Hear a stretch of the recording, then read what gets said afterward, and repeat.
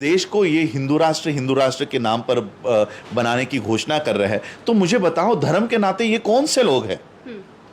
क्या साक्षी मलिक क्या कोई मुसलमान है? क्या यही कोई सर क्रिश्चियन जानना है? चाहेंगे कि अगर हिंदू राष्ट्र अगर बनता है, आपने बोला कि बार बार मांग कर रहे हैं, तो क्या उसमें जो न्याय प्रक्रिया है इससे बेहतर हो जाएगी? ये जो हिंदू राष्ट्र के नाम पर आप लोगों को इकट्ठा कर रहे हैं, भगवान के नाम पर, राम मंदिर के नाम पर आपकी भावनाओं से खेल रहे हैं, इनका ना तो राम मंदिर से कोई लेना देना है, ना इनको धर्म से कोई लेना देना है। इनका नमस्कार, आप देख रहे हो जनता लाइव, मैं हूं आप साथ रवीना। कल 15 जून को पहलवानों के आंदोलन को लेकर काफ़ी बड़ी अपडेट सामने आई। खेल मंत्री अनुराग ठाकुर से मुलाकात के बाद ही 15 जून का सबको इंतज़ार था कि पुलिस की जांच जब पूरी हो जाएगी उसमें क्या सामने आएगा। कल जो अपडेट आई, जो नाबालिग का केस था जिस पे पॉक्सो लगी हुई थी, उसको आप कह सकते हैं कि क्लीन चिट बृजभूषण को पुलिस ने दे दी है। पॉक्सो एक्ट तक हट सकता है, अभी वो अपील पुलिस ने कोर्ट में दायर की है। और जो बालिग थी 6 महिला पहलवानें, उनकी जो केस लगा था, उनकी जो चार्जशीट थी वो भी कोर्ट में दाखिल कर दी गई है। महिला पहलवानों के बयान आए हैं। साक्षी मलिक ने बोला है कि सबूत मिलेंगे, वो लोग जारी रखेंगे संघर्ष को। लेकिन फिर भी जो आंदोलन का रुख है, जिस प्रकार से 23 अप्रैल से शुरू हुआ था ये धरना, आज इतने दिन के बाद भी चार्जशीट दाखिल हुई है, पॉक्सो तक हट सकता है। तो किस और जा रहा है ये आंदोलन, रुख क्या हो गया है और क्या लगता है कि न्याय मिल पाएगा? इन सारे सवालों के जवाब या जानने के लिए और ज़्यादा जानकारी जानने के लिए अभी हम बाबा साहेब अम्बेडकर के वंशज डॉक्टर राजरत्न अम्बेडकर के सामने मौजूद हैं। उनसे जानते हैं कि दिल्ली में जो घटनाएं, देश की राजधानी में जो घटनाएं आ रही हैं, अंतर्राष्ट्रीय लेवल की वो पहलवान महिलाएं हैं। क्या लग रहा है सर? सबसे पहला सवाल यही कि जिस प्रकार से क्लीन चिट दे दी गई है पॉक्सो एक्ट में, लग रहा है कि अब आगे शायद वो हट भी जाए। किस प्रकार से देख रहे हैं इस मामले को? सबसे पहले तो जनता लाइव के सभी दर्शकों को जय भीम, नमो बुद्धाय। मैं इसको सिर्फ दिल्ली के हमारे जो रेसलर्स हैं उनका ही आंदोलन नहीं मानता हूँ। पूरे देश की हालत ये इसी तरह से हो रही है। यानी आप जो कानूनी प्रावधान है उसे भी, चाहे वो पुलिस स्टेशंस हो, कोर्ट्स हो, इन्हें एक केस मैंने ऐसा देखा है कि किसी के डिवोर्स का मैटर है तो उसके लिए कुंडली मंगवाई जा रही है। ये ऑन रिकॉर्ड है कि कोर्ट्स कुंडली मंगवाकर उसके ऊपर वो मांगलिक है कि नहीं है ये देखा जा रहा है। तो यहाँ पर पॉक्सो हट सकता है। बाबा साहब के संविधान को ये हटाने की पूरी कोशिश कर रहा है। देश के लोकतंत्र को हटाने की साजिश हो रही है। देश का लोकतंत्र हटाकर राजदंड की व्यवस्था आ रही है। ये this are only the indicators. ये जो आज दिल्ली में जो हो रहा है ये इंडिकेट कर रहा है, ये हमें बता रहा है कि देश का लोकतंत्र खत्म हो चुका है। आप सिर्फ बृजभूषण का ही नहीं, आप कुलदीप सेंगर को ले लीजिए। जितने भी बीजेपी के एमपीज है, एमएलएज है, या कोई छोटा मोटा कार्यकर्ता भी है, उसको क्लीन चिट ये इस तरह की पुलिस स्टेशंस पुलिस दे रही है, जहां पर हमारे एक्टिविस्ट है जिनका कोई लेना देना नहीं है, वो सालों से जेल में है। वो सालों से जेल में पड़े हुए हैं। खुद मेरे फैमिली के मेंबर्स, उनके एफआईआर तक दर्ज नहीं हुई है, वो भी 2-2 साल से जेल में थे। मेरे खुद के फैमिली मेंबर्स, बाबा साहब के फैमिली को ये नहीं छोड़ रहा है। तो ये हम लोगों को देखना होगा कि देश किस ओर जा रहा है। ये एक फैसिस्ट कंट्री की ओर हम लोग बढ़ रहे हैं। डेमोक्रेसी को इस देश से खत्म किया जा रहा है। एटोक्रेसी शुरू हो रही है, फैसिज्म शुरू हो रहा है, कैपिटलिज्म की ओर हम लोग रुख कर रहे हैं। और दिक्कत ये है कि इस देश का ऑपोजिशन चुप है। जिन पहलवानों के आंदोलन में ऑपोजिशन ने जिस तरह से भूमिका उठानी चाहिए थी, वो हम लोग नहीं देख पा रहे कि कोई ऑपोजिशन पार्टी आज हमारे मुद्दे रखने के लिए वहां पर नहीं है। आज अगर 35% से बीजेपी सत्ता में है तो इसका मतलब 65% ऑफ पॉपुलेशन भारत की वोटर्स ने, जनता ने नहीं कहूंगा, वोटर्स ने 65% पूरे वोटर्स ने बीजेपी को नकारा है। तो ये हमारे 65% लोगों की आवाज कहां पर है? 35% के लोगों ने संसद हाथ में ले ली, सुप्रीम कोर्ट हाथ में ले लिया, प्रशासन हाथ में ले लिया। तो 65% के लोग जिनको हमने प्रतिनिधित्व दिया है वो हमारी आवाज क्यों नहीं उठा रहे? तो इसी तरह से ये जो आंदोलन है, चाहे वो आज पहलवानों का आंदोलन हो या किसी भी चीज़ का आंदोलन हो, वो इसी तरह से इसको ख़त्म करेंगे। चाहे वो पुलिस हो, वो इनको मुझे तो लगता है ये सारी एजेंसीज, चाहे वो इलेक्शन कमीशन ऑफ इंडिया हो, चाहे वो हमारे देश की पुलिस हो, इन्हें सिर्फ अभी एक वॉशिंग मशीन के तौर पे यूज़ किया जा रहा है और वो क्लीन चिट देने का ही काम इन लोगों के पास रह चुका है। सर, इसी बात से एक सवाल उठता है, क्योंकि विपक्ष का जिक्र हुआ है, जब जब किसी भी पार्टी के नेता महिला पहलवानों के आंदोलन में पहुंचे, चाहे वो प्रियंका गांधी पहुंची हों, आम आदमी पार्टी के केजरीवाल पहुंचे हों, लगातार उस चीज़ पर भी आरोप लगे। लगातार बृजभूषण ने बोला कि अगर ऐसे लोग वहां पहुंच रहे हैं तो साफ साफ दिख रहा है कि ये लोग अपनी राजनीति चमकाने के लिए वहां पहुंच रहे हैं। महिला पहलवानों पर भी आरोप लगाया कि ये लोग भी अपना जो भविष्य में राजनीति के रास्ते हैं वो खोल रहे हैं। जी देखिए, प्रियंका गांधी हो, अरविंद केजरीवाल हो, इन्हें सिर्फ इनका समर्थन रास्तों पर भी नहीं करना चाहिए, इनको संसद में भी ये आवाज़ उठानी चाहिए, आपके दिल्ली विधानसभा में भी ये आवाज़ उठानी चाहिए और उन लोगों को संसद के अंदर से, विधान भवनों के अंदर से, विधानसभा के अंदर से रिजोल्यूशन पास करवा के, पुलिस हो चाहे कोर्ट हो, उनके ऊपर सुमोटो, जैसे हमने देखा मनीषा वाल्मीकि का मैटर, इलाहाबाद कोर्ट ने सुमोटो लेकर फिर उन्होंने ये काम किया था। तो आज ये कोर्ट सुमोटो क्यों नहीं ले रही है? हमारे देश की राष्ट्रपति वो खुद कह रही है कि इनको न्याय मिलना चाहिए। मुझे पता नहीं चल रहा कि राष्ट्रपति किनसे न्याय मांग रही है। You are the first citizen of this country, आप संसद से भी ऊपर हो और आप कह रहे हो कि पहलवानों को न्याय मिलना चाहिए।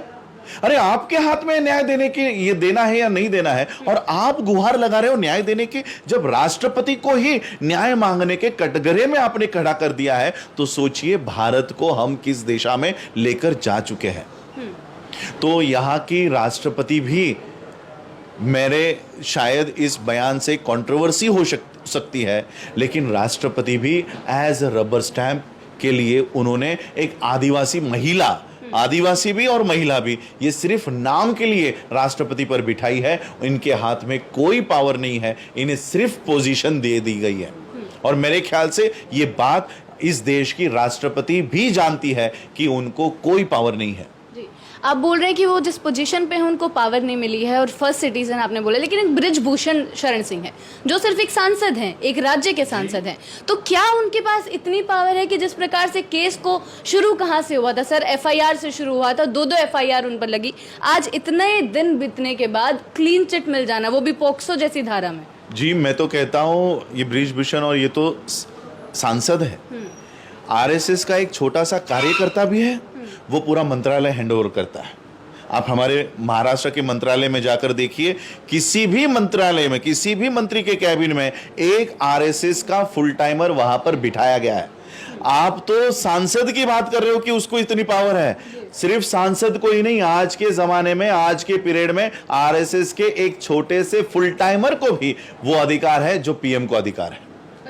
यस, महाराष्ट्र के मंत्रालय के किसी भी कैबिन में, मंत्री के कैबिन में जाओ, वहां पर आपको आरएसएस का एक फुल टाइमर वहां पर बैठा हुआ मिलेगा। यहाँ के मंत्री को उतना पावर नहीं है, और मंत्री क्या साइन करता है, कौन सी फाइल पे साइन करता है, ये पहले आरएसएस का फुल टाइमर तय करेगा, फिर वो मंत्री करेगा।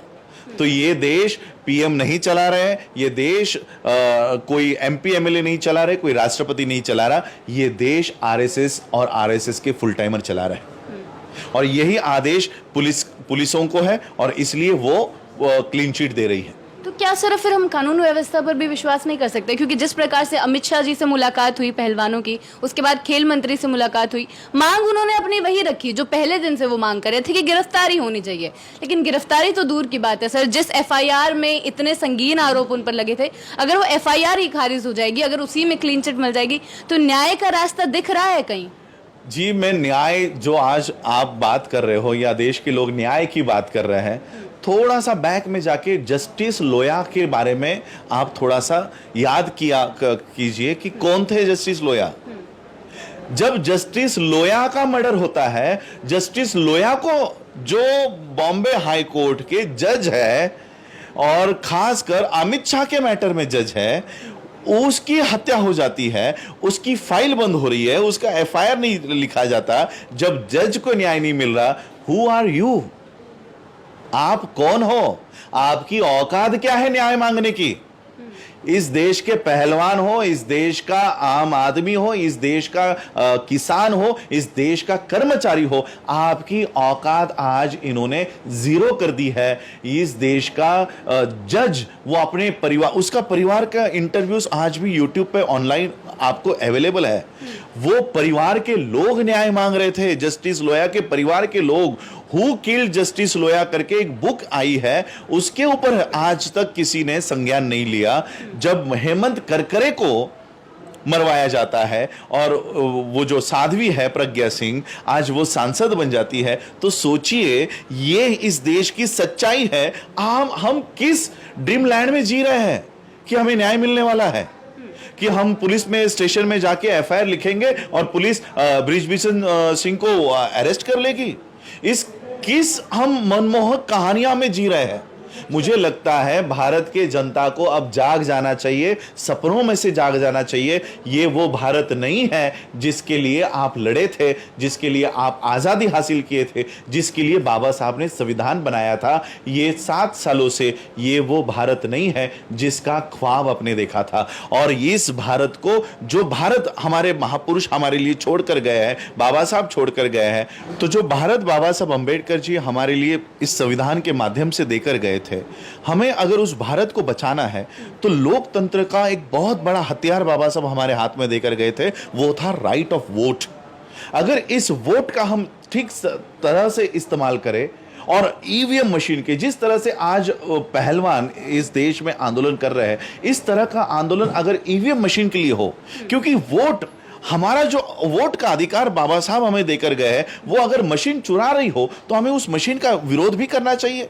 यही जो लोग आज साक्षी मलिक है, बाकी के जो लोग हैं, फोगाट है, ये लोग उस समय बीजेपी की तारीफ किया करते थे, मोदी सरकार के फोगाट, और इनको हमने देखा था कि जो लोग बीजेपी का फेवर कर रहे थे, आज उन्हीं के अगेंस्ट में इनको खड़ा होना पड़ रहा है, लड़ना पड़ रहा है। और इसलिए आने वाले समय में शायद से ये लोग इस तरह का एक व्यवस्था इस देश में कायम करें कि इसके 24 के बाद इलेक्शंस भी अगर हो तो वो कैसी होने वाली है।